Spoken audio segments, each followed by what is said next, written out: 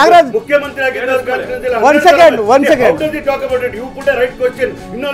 Let him speak. ಅವ್ರಿಗೆ ಮಾತಾಡಕ್ಕೆ ಅವಕಾಶ ಕೊಡಿ. ನಿಮ್ಗೂ ಸರ್ ನಿಮ್ಗೂ ಅವಕಾಶ ಕೊಡ್ತೀನಿ ಮಾತಾಡ್ತೀನಿ.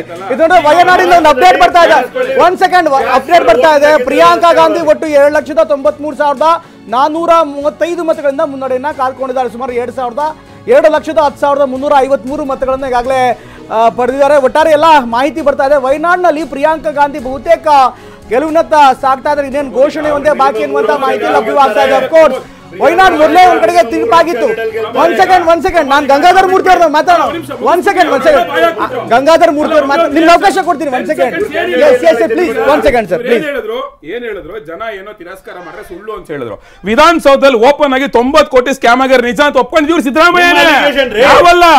ಸಿದ್ದರಾಮಯ್ಯ ಅಲಿಗೇಷನ್ ಏನ್ ಸುಳ್ಳು ಹೇಳ್ತಾರೆ ನೋಡಿ. ನೆಕ್ಸ್ಟ್ ಎರಡನೇ ಪಾಯಿಂಟ್